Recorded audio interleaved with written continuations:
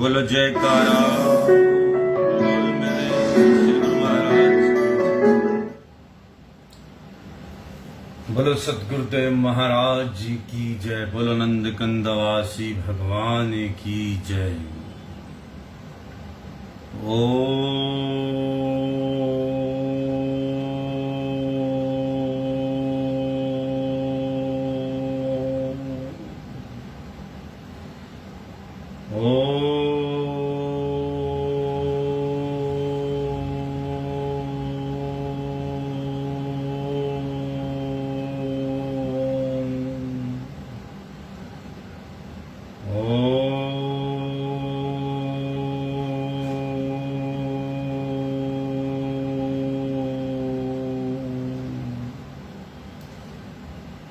गुरु ब्रह्मा गुरु विष्णु गुरु साक्षात् परमेश्वरा गुरु परब्रह्म स्वामी गुरुदेव महेश्वरा। तुमेव माता च पिता तुमेव बंधु च सखा तुमेव विद्या च धर्मं तुमेव मम देव देवो। वंदो चरण सरोज गुरु मुदमंगलागार, जैसे वतन रोतियां भवसागर से पार। गुरु जी के सिमरण मात्र से नाशत विकरण तासे सर्वपुरम में ध्यावत है सब संत। आप प्रगटे जगत में जीव का निस्तार ने शब्द नाव बनाई सुंदर जीव का अवतार ने। नम्रता और दीनता से भेंट सतगुरु लीजिए, मैं हूं शरणागत दास अपना कीजिए। बोलो जयकारा बोल मेरे श्री गुरु महाराज की जय। आनंद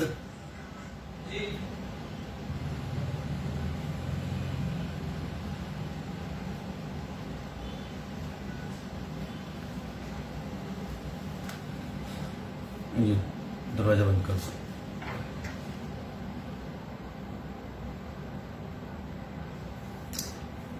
आज 1 जून 2022 बुधवार अमृतवाणी सेवा ट्रस्ट एवं हरिहर सत्संग मंडल की तरफ से दैनिक सत्संग का कार्यक्रम आरंभ करते हैं। महापुरुषों के वचनों के साथ ध्यानपूर्वक सुनिएगा।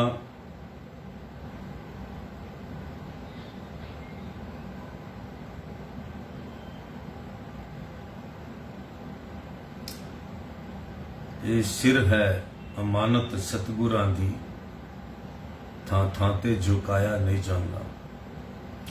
ये दिल है अमानत सतगुरां दा, थां थां ते लगाया नहीं जांदा। ये एक भजन था जो हमारे तीसरी पातशाही जी के समय के अंदर जो है बोला जाता था और हमारी मदर हमें सुनाती थी। उस टाइम तो हम प्रेम में ये भजन गाते थे और अब जो है इस भजन की पंक्तियों पर ध्यान दिया जाए तो आज ये दिल से ये बात निकलती है कि सिर है अमानत सतगुरां दा, थां थां ते झुका। अब झुकाने, किसी के आगे सिर झुकाने कोई आदमी रहा ही नहीं है कि इसके आगे जो है दिल से आदमी का सिर झुकता हो, सजदा कर सकता हुआ। एक गुरु घर के जाकर ही सिर झुकने का जो आत्मा से दिल से जो है झुकने का दिल करता है, वो अपने गुरु घर में अपने गुरु महाराज जी के आगे ही सिर झुकाने का जो है आत्मा भी मानती है और दिल भी मानता है, जो मर्जी कहे। इसी तरह दिल भी वहीं लगता है, सिर भी वहीं झुकता है। और इस दिल और सिर को झुकाने का सिस्टम जो है, अगर आपको समझ आ गया तो समझो आपको बहुत कुछ समझ आ गया। दर दर पूजे दर दर मन्ने, उन्हों कौन लगावे बन्ने। ये हमारी मदर कहती थी कि कभी भी गुरु बनाए हैं, जब पूर्ण सतगुरु मिल गए हैं, अब भटकने की जरूरत नहीं है। भगवान ने एक दरबार, पूर्ण दरबार, पूर्ण धनी सतगुरु दे दिए हैं। अब आप अगर भटकते हो तो बहुत बड़ी गलती है आपकी।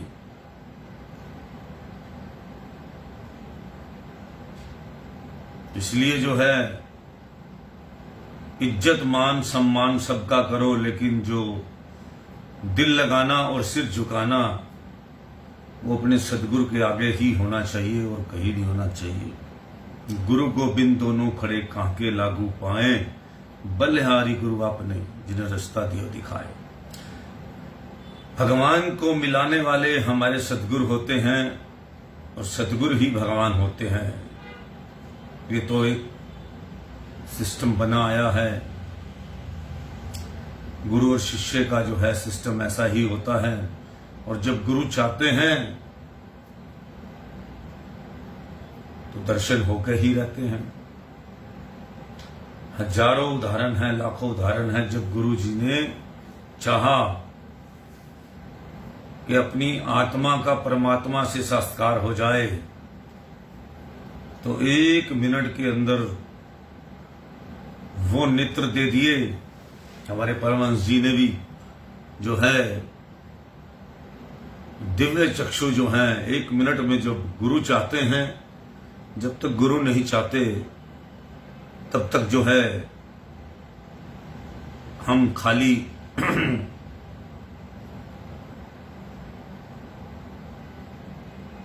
चाहे इम्प्लीमेशन कर लें, कुछ कर लें, लेकिन जब तक गुरुओं की कृपा नहीं होती, उनके हम पूरे उस पर उतरते नहीं है, पूर्ण नहीं उतरते, तब तक हमें जो है वो चक्षु भी नहीं मिलते और ना हमें आत्म साक्षात्कार होता है, अपनी आत्मा का परमात्मा से मिलन भी नहीं होता तब तक, क्योंकि हमारे अभी जो हैं कर्म बाकी हैं। जब तक कर्म बाकी नहीं होते और हमारा कुछ ना कुछ कमी होती है, जो हमें अभी जो है इसी तरह चलना होता है। बहुत दुनिया लाइन में लगी हुई है। आप मत ये सोचो कि संसार के अंदर सारे ही बुरी लाइनों में लगे हुए हैं। मुक्ति की लाइन के अंदर भी बहुत लंबी लाइन है। जैसे आप किसी भी जगह जाएं, रेलवे की लाइन बहुत लंबी है, हवाई जहाज की लाइन है, वेटिंग चलती है। इसी तरह जो मुक्ति की लाइन भी है, जो वो बहुत ही लंबी है। बहुत दुनिया मुक्ति की लाइन में लगी है, अपने अपने टिकट लेकर, नाम का अपना अपना वो लेकर, अपना अपना अकाउंट लेकर सभी लाइन में लगे हैं।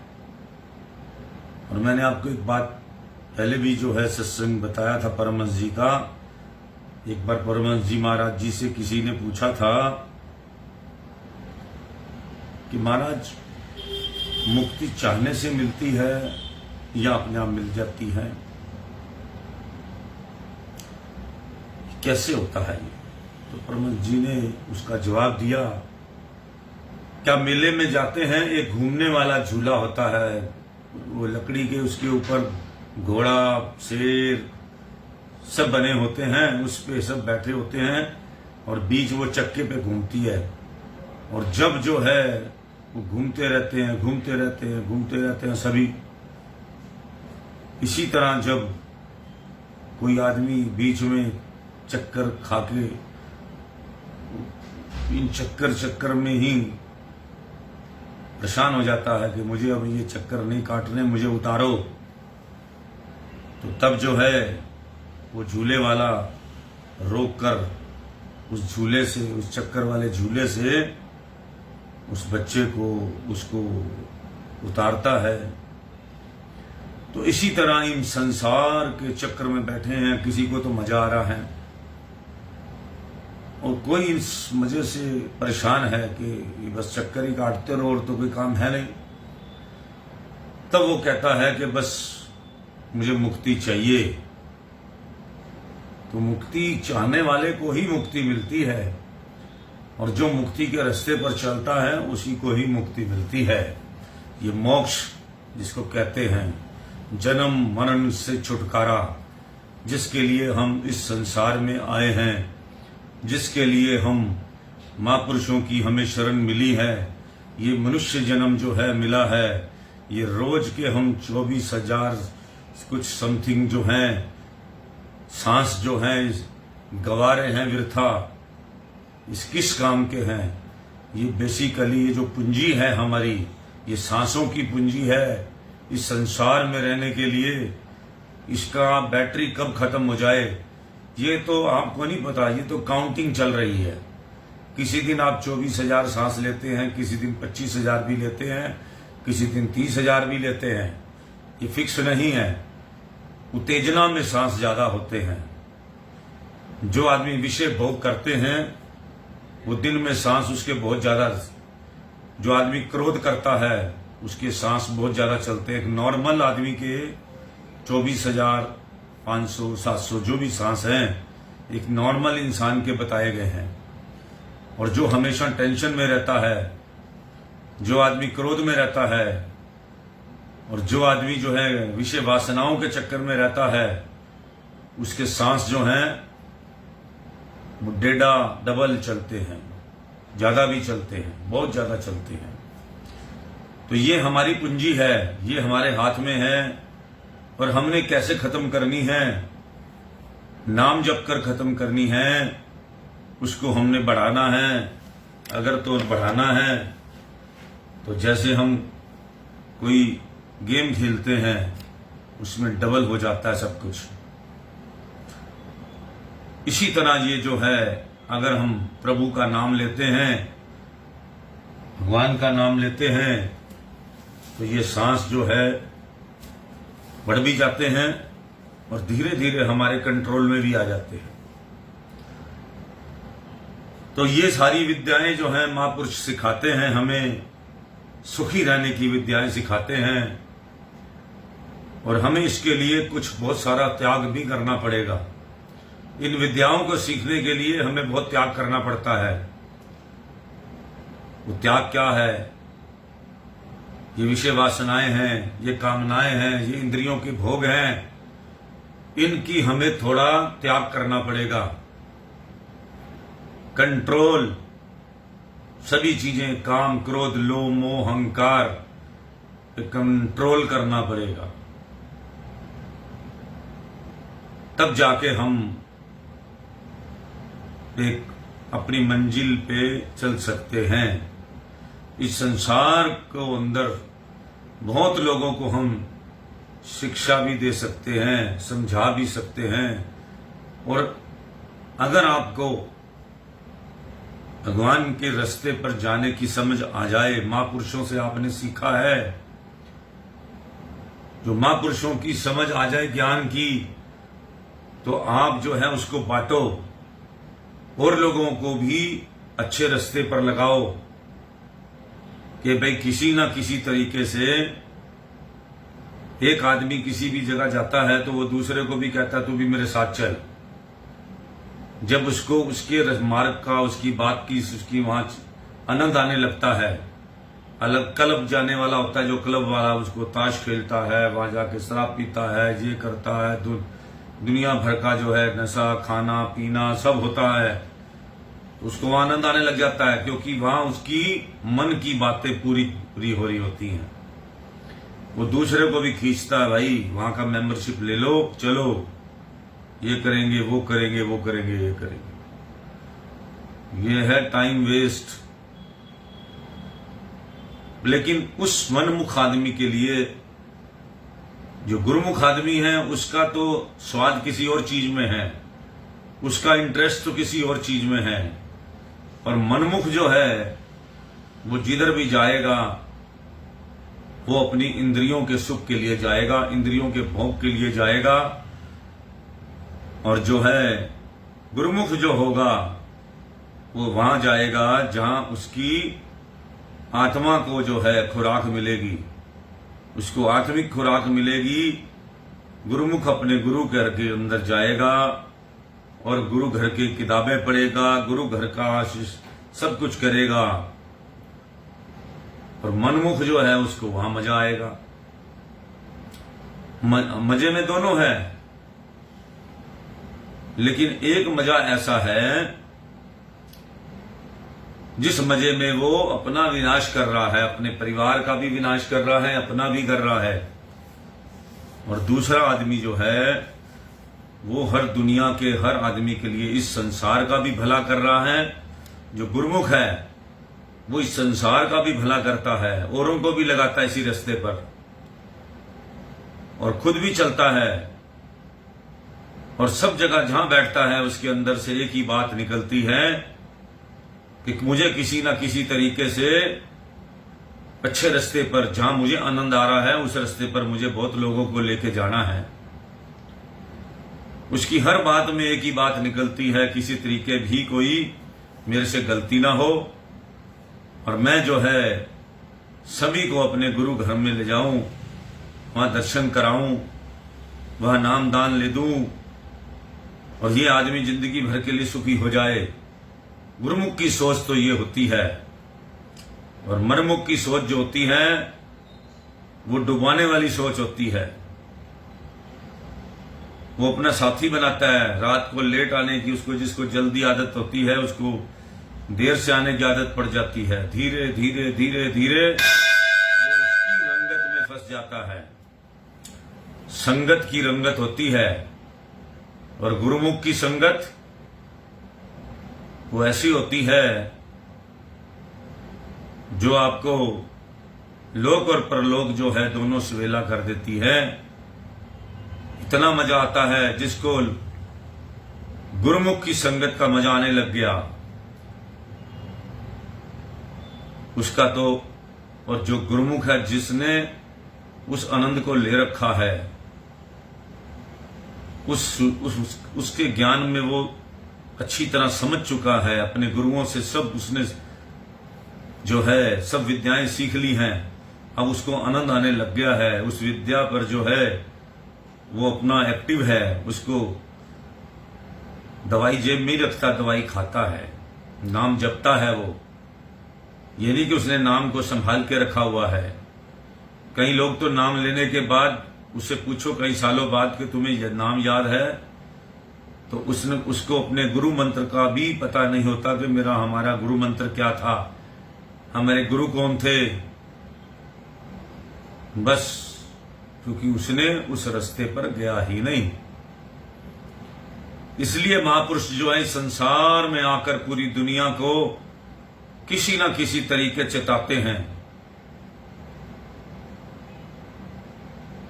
कितने तरह के तीर्थ बताए गए हैं। जंगम तीर्थ, चलता फिरता तीर्थ होता है, जहां महापुरुष अपना घूम घूम कर आज विदेशों में सदगुरु जा रहे हैं, महापुरुष जा रहे हैं अपनी रूहों को जगाने के लिए, अपने सही रास्ते पर लाने के लिए, उनके दिए जलाने के लिए। जिसमें भी खत्म हो रही है, उसकी जोत का दिया खत्म हो रहा है, घी खत्म हो रहा है, उस सब जगह को सभी को सींचने के लिए जा रहे हैं।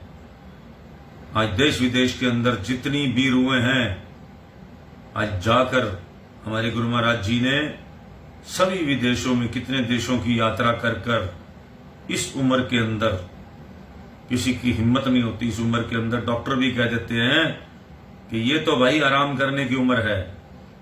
आज 90-92 साल के अंदर विदेशों के अंदर किस तरह से दिन रात जाग कर अपने सोई हुई रूहों को, जिन रूहों के अंदर बीज तो है मगर उग नहीं रहा, उनको जगाने के लिए महापुरुष स्थान स्थान पर जाकर जो है जा रहे हैं।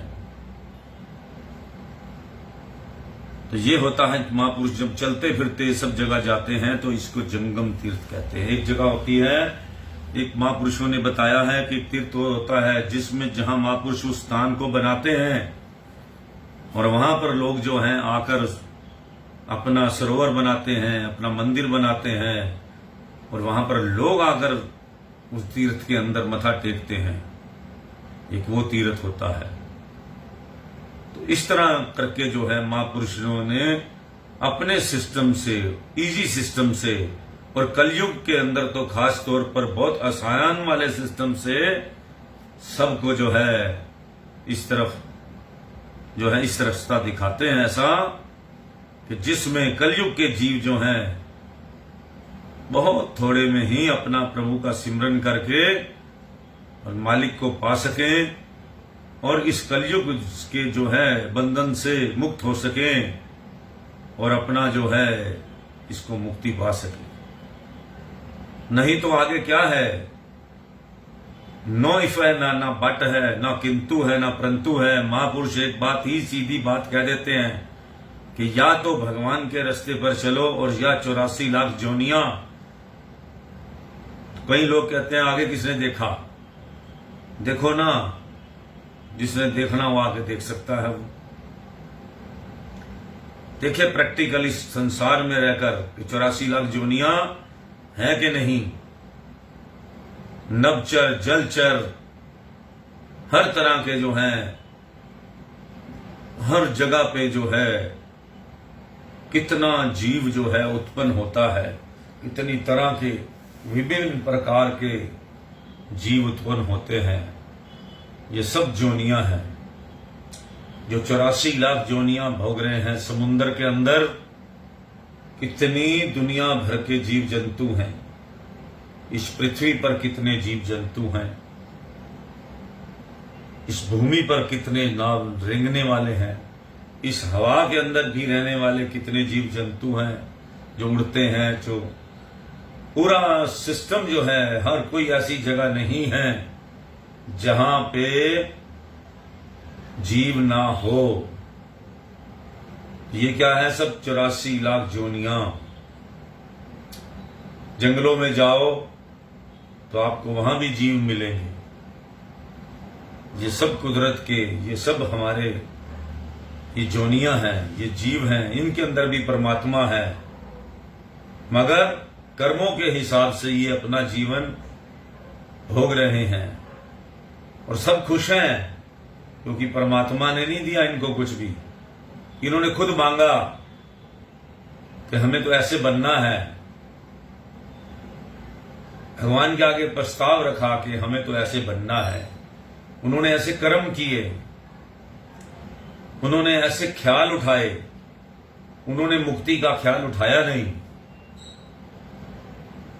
जो जैसे ख्याल उठाता है, महापुरुष कहते हैं, वैसे ही उस आदमी का आगे का जीवन तय हो जाता है। जिस तरह का भी ख्याल उठाएगा उस तरह का इंसान का जीवन आगे का तैयार हो जाता है, पहले से ही उसकी सिस्टम। क्योंकि जब वो शरीर छोड़ता है, अगर तो उसका भगवान की तरफ ध्यान होता है, उसको पता है, पहले लोगों में ऐसा होता था, दिया दिखाया जाता था, वो दिया जो है प्रैक्टिकली तो दिया जो है इसलिए दिखाया जाता था कि अंदर का दिया जला लो, अब तुम्हारा समय आ गया है। इतनी उनकी तीसरा नेत्र इतना खुला होता था पहले वाली आत्माओं का, क्योंकि उनका एक समय था। वो समय पर उठते थे, सवेरे 4 बजे 5 बजे उठकर नित्य नेम करते थे। फिर शाम का टाइम सूरज डूबने का होता था, जिसको हम संध्या टाइम कहते हैं, और पहले सुबह के टाइम को प्रभात कहते हैं। वो प्रभात के टाइम में उठ के जो दिन निकल रहा होता है और रात जा रही होती है, उस समय के अंदर उठकर जो है अपना परमात्मा के साथ, वो सबसे बढ़िया समय कहा गया है।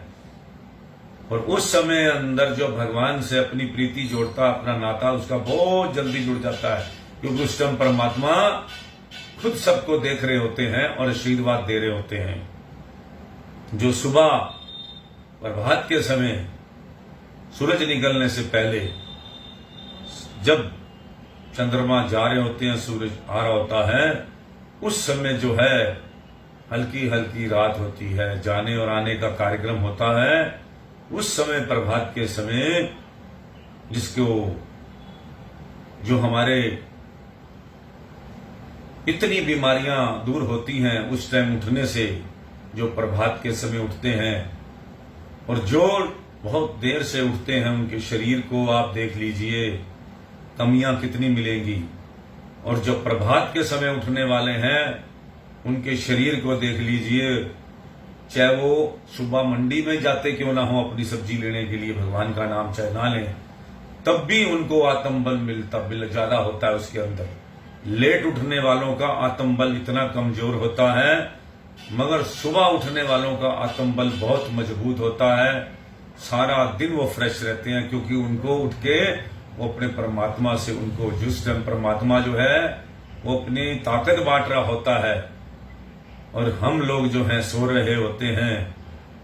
जो गुरुमुख होते हैं वो जाग रहे होते हैं, जो मनमुख होते हैं, जो संसारी होते हैं, जो विषय भोग वाले इंसान होते हैं, वो सो रहे होते हैं, और उनको वो उस प्रसाद से वंचित रह जाते हैं जो प्रभात के समय कुदरत जो है सबको बांटती है। सूरज किरणों से पहले ही ये कुरन के साथ ही सब पहले बट जाता है। इसी तरह शाम के समय, प्रभात के समय भी और संध्या के समय भी जो लोग पहले भक्ति करते थे उनके अंदर कितनी तप होता था, कितना सिस्टम होता था भगवान के साथ दोनों समय। क्योंकि दो एक ऐसे समय हैं जो कुदरत के बनाए हुए समय हैं, प्रभात और संध्या समय। और संध्या के समय जो आरती पूजा, शाम को देखा अपने मंदिरों में किस तरह से आरती पूजा होती है, सभी जो है भगवान की तरफ लगते हैं। और यही समय है वो जो इस समय जो है हम जब ये पाठ कर रहे हैं, ये समय जो है यही समय संध्या का समय है। इस समय भगवान जो है अपने भक्तों को देख रहे होते हैं कि हमारे भक्त इस टाइम काम छोड़कर अपना मालिक का नाम हमारा लेते हैं कि नहीं, या अपने अभी भी जो है कई लोग तो अपने सिस्टम के साथ जो है वो उल्टे कामों में ये टाइम समझते हैं करने के लिए, और उनका क्या होता है नुकसान, भयंकर नुकसान होता है, भयंकर नुकसान। ये दो समय ऐसे हैं जब भगवान प्रसाद बांटता है, हमने ग्रहण कर लिया तो ताकत मिलेगी, आत्म बल मिलेगा, और हमने इस टाइम सोकर गुजार दिया, ये संध्या समय जो है हमने खोकर गवा दिया, तो समझो कि हमने जिंदगी में अपना बहुत नुकसान कर लिया। इसलिए दोनों समय का ध्यान रखिए। इसीलिए हमारे महापुरुषों ने, सदगुरुओं ने इस चीज को बनाया है कि सुबह शाम की आरती पूजा नाथ हो सकते, कोई प्रॉब्लम है होकर अपना जो है जो भी नित्य कर्म करके उसके बाद जो है ये समय होता है उठने का, और उसमें बहुत आत्म बल मिलता है। उसके बाद प्रभु ने बनाया शाम का समय, शाम की आरती पूजा करो और अपना नाम जपो, कितनी ताकत मिलेगी। पूरा दिन अच्छा गया, पूरी रात अच्छी जाएगी, कल काल भी नजदीक नहीं आएगा, और ये काल चक्र से भी बचे रहोगे क्योंकि प्रभु का आपके साथ साथ होगा। तभी कहता हूं कि बुजुर्ग लोग उस टाइम जो है खुद ही कह देते थे जब मृत्यु आती थी कि हमें नीचे उतार दो, क्योंकि अब उनके अंदर से पूरी उसकी आत्मा कह देती थी कि भाई अब मेरा जाने का समय आ गया, अब मुझे जो है जो फटाफट जोत जलाओ, अपना जो है दिया जलाओ। और उस टाइम जो है दिया जलाया जाता था, वो अंदर का दिया जलाता था, लोग बाहर का दिया जलाते थे, उसको तुलसी देते थे, उसको गंगा जल देते थे, किसका ध्यान उस भगवान की तरफ जाए, वो सीधा अपना वैकुंठ के लोक में जाए। इसीलिए जो है तो ये है आज का सत्संग। अभी आपको अमृत वचन जो है किसी दुखी को सहारा देना ही शुभ कर्म है। मन वचन और कर्म से ही दूसरों को रूहानी सहायता देने वाला धर्मात्मा है। तुम अपने हृदय का आकलन करो और बुराई सोचना छोड़कर सबकी भलाई सोचो। जैसे फूल में से सहज स्वभाव सुगंध आती है, इसी प्रकार तुम अगर अपने को अच्छा समझते हो तो तुमसे भी स्वतः अच्छाई ही प्रकट होनी चाहिए। भला करोगे तो भला ही होगा। अच्छे व्यक्ति को सारा जग अच्छा और बुरे व्यक्ति को सारा जग बुरा दृष्टिगोचर होता है। घृणा करोगे तो घृणा मिलेगी, प्रेम करोगे तो प्रेम मिलेगा। यदि आप दुखी नहीं रहना चाहते तो दूसरों को दुख क्यों पहुंचाते हो। अगर क्रोध नहीं करोगे तो जीवन अमृतमय बन जाएगा। क्रोध नहीं छोड़ोगे तो जीवन बोझ स्वरूप हो जाएगा। दूसरों को दुखी करके जो सुखी रहने की अभिलाषा करता है उसे स्वार्थी समझना चाहिए। आलस्य को त्याग सदैव सचेत रहिए तो सफलता स्वयं में आपका दरवाजा खटखटाएगी। अच्छे से अच्छाई तो प्रत्येक कर सकता है, पर बुरे से अच्छाई करने वाला ही सज्जन पुरुष होता है। अधिक से अधिक कार्य करिए और उसका फल मालिक को अर्पण कर दीजिए। जो कर्म के फल की अभिलाषा करता है वह तो मजदूर है। जिन कर्मों से मालिक के चरणों में प्रेम बढ़े वही शुभ कर्म है। बड़ों के साथ मर्यादा से चलो और छोटों पर दया करो। छोटों पर दया करने से तुम्हारा कठोर हृदय कोमल बन जाएगा। बड़ों को अपना बनाना चाहते हो तो नम्रता और प्रेम पूर्वक व्यवहार करो, तथा छोटों को अपना बनाना चाहते हो तो दया करो। मालिक से बिछड़े हुए को उनसे मिलाना ही सर्वश्रेष्ठ दया है। सेवक को सदैव अपने स्वामी की आज्ञा अनुसार चलना चाहिए। जब आपके मालिक ही दीन दयाल हैं तो आपको भी उनके विचारों का ही अनुसरण करना चाहिए। क्षणभंगुर संसारी सुखे नित्य सुखों पर निछावर कर देना चाहिए। धैर्य से काम लीजिए, आपके पास दुख सदा नहीं रहेगा। तो इस तरह जो है आज के ये सत्य वचन है। अभी आपको थोड़ा सा सत्संग सुनाते हैं। परमात्मा अलग, अगोचर और अनामी है, इसलिए उसका ना कोई रूप है ना नाम। जिस वस्तु का ना कोई नाम हो ना रूप, यह वह इंद्रियों से नहीं जानी जा सकती। जितनी भी नाम तथा रूप वाली वस्तुएं वह सब माया का ही रूप हैं। माया स्थूल रूप बनकर चमक दमक के साथ सबके सामने आती है। चित्रों में बनी हुई वस्तुएं बिल्कुल सत्य दिखाई देती हैं, परंतु यदि उन्हें कोई प्राप्त करना चाहे तो वह प्राप्त नहीं कर सकेगा। चित्रों पर बने हुए फल आदि से किसी की भूख शांत नहीं होती। यदि कोई इससे भूख मिटाना चाहे तो यह उसकी नितांत भूल है। चित्र तो यथार्थ की नकल है। ऐसे ही माया की सब सूरतें झूठी होकर भी सच्ची दिखाई देती हैं, परंतु यह विशेष विचार करना है कि संसार की माया ना किसी की हुई है, ना है और ना बनेगी। यह जिसके पास जाती है वह यह समझने लगता है कि अब ये मेरी बन गई, परंतु वह तो प्यारे के पारे की तरह हाथ से निकल जाती है। इसकी रीति ही ऐसी है, इसमें सदा के लिए किसी कोई प्रसन्नता नहीं मिलती। आश्चर्य की बात तो यह है, जिसको संसार का जितना अधिक सुख तथा भोग मिलता है वह सदा उसमें अधिक की इच्छा रखता है, और प्राप्त न होने पर वह उस इच्छा की खोज में तड़फता है। यही कारण है कि संत महापुरुष अलख अगोचर का ज्ञान कराने के लिए स्वयं स्थूल शरीर को धारण करते हैं। संत चेतावनी देते हैं, हे जीव, तू माया को स्वप्नावस्था समझ, उस परम आनंद को प्राप्त कर जिसको प्राप्त करने के पश्चात किसी दुख गम व क्लेश का नाम ही न रहे।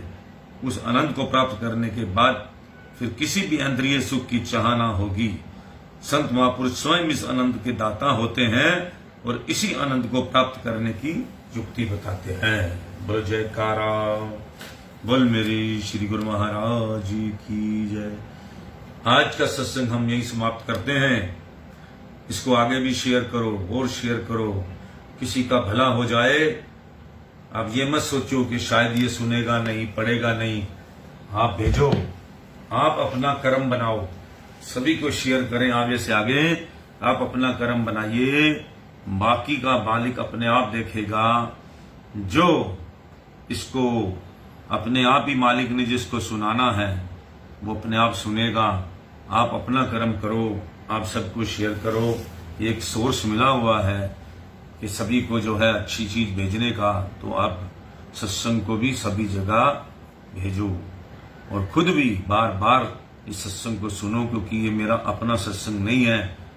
मैं कोई धर्म गुरु नहीं हूं। जो महापुरुषों ने, जो सतगुरु ने हमें सिखाया है और जिस रास्ते पर चलकर हम सुखी होते जा रहे हैं, उसी रास्ते को आपको बताने का अपना अनुभव शेयर करता हूं कि इस रास्ते पर चलो। यह मेरा अनुभव है और मैं इसको इसीलिए आपको सबको जो है ये बताता हूं कि जितना इस रास्ते पर चलोगे परमात्मा आपको उतना और सुखी हो कर देगा। आपका ऐसा ध्यान रखेगा कभी आपने जिंदगी में नहीं सोचा होगा। हर पल हर घड़ी आपका साथ छूटेगा नहीं मालिक से। जय सच्चिदानंद। राम राम। सत श्री अकाल।